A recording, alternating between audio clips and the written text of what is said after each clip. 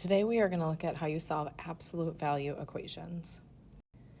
So first let's look at the definition of absolute value. Absolute value is the distance a number is away from zero on a number line.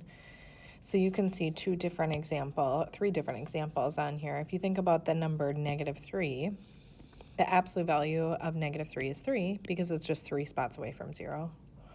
The absolute value of 0 is just 0. And then the absolute value of +5 is 5 because you're 1, 2, 3, 4, 5 spots away from 0. You'll notice that you show absolute value by these two straight up and down lines. So let me show you an example of a graph of the absolute value of x, and we're going to see if we can use this to solve an equation. So an absolute value equation looks like the letter V, and what we're going to do is see if we can use this graph to try to figure out what two different values of x will give you 4. So the key thing is to figure out what two different things are 4 spots away from 0 on the number line. So if we look right here, we have two different points on this graph that are 4 spots away from 0 on the graph. So your two answers would be -4 and 4. If we look at another example where we just try to solve for 6 instead, you can see that again there's two different spots on the graph that are 6 spots away from 0, and so your two answers would be -6 and 6. If you went to try to figure out what points would be -2 as their distance away from 0, you can see that that's not possible. Distances can't be negative. So if you ever have a problem where your absolute value is isolated already, like you just have an absolute value and it's equal to a negative number, your answer is going to be no solution. Let's look at a slightly different graph. So this is the graph of the absolute value of x, but +2. If we were going to try to solve this to figure out what two values would give you an answer of 6, again, we'd find the two spots on our graph that are at 6, so you can see they're lined up at 6 on your y-axis.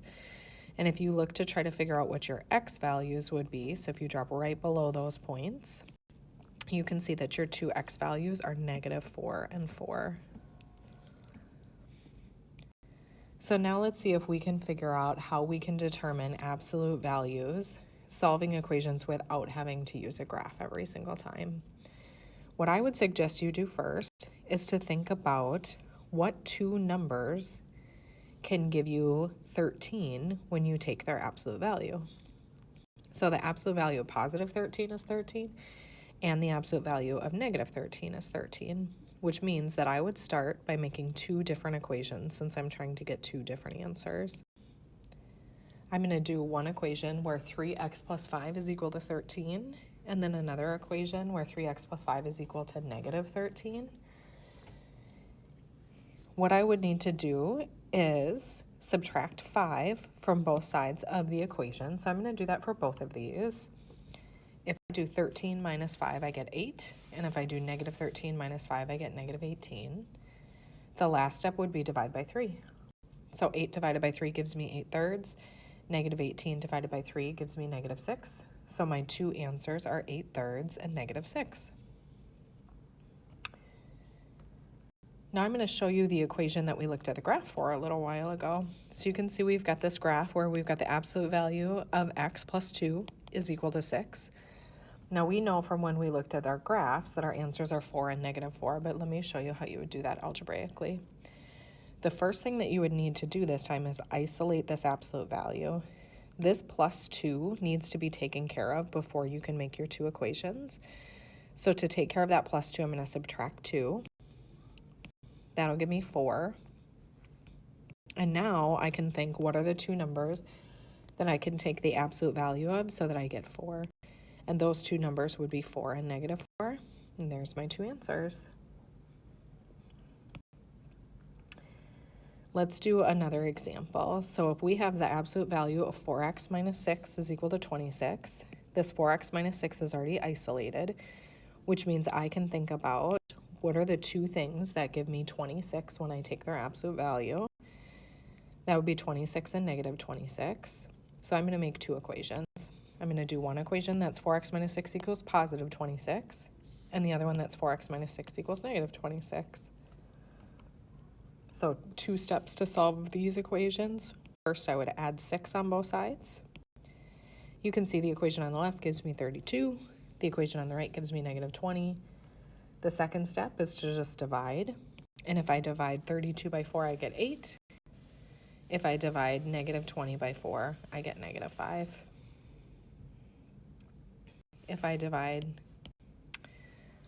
All right, let's look at another example that has a little bit of isolating we need to do before we can solve this equation. So I've got 2 times the absolute value of 4x minus 6 plus 8 equals 52. The first thing that I need to do is isolate my absolute value. To do that, I need to get rid of this 8, and I need to get rid of this 2.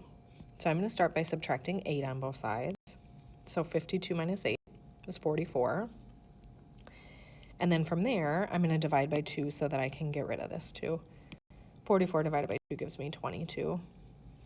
Now that I have my absolute value isolated, I can try to think of what are the 2 numbers that are going to give me 22 when I take their absolute value. So I'm going to set the inside of the absolute value equal to the number on the other side. So, 22 is one of the numbers that you can take the absolute value of to get 22. I'm also going to set the inside of the absolute value equal to the opposite. So if I do the absolute value of negative 22, I'd get 22. So I've got my 2 equations. Now I just go through and solve like I normally would. So I'm going to add 6 on both sides. And then I'm going to divide by 4. And I get my 2 answers. 7 is one of the answers, and negative 4 is the other answer. So here are the steps. The first thing you do is you isolate the absolute value. So if there's anything in front of the absolute value signs or after the absolute value signs, you need to move those things to the other side of the equal sign. And then you're going to make 2 equations. You're going to do one equation that's just equal to the number on the other side, and then you're going to do a second equation that's equal to the opposite. So you might have one equation that's equal to 16 and the other that's equal to negative 16, or maybe one that's equal to 100 and one that's equal to a negative 100. Once you solve for x, you should have your 2 answers.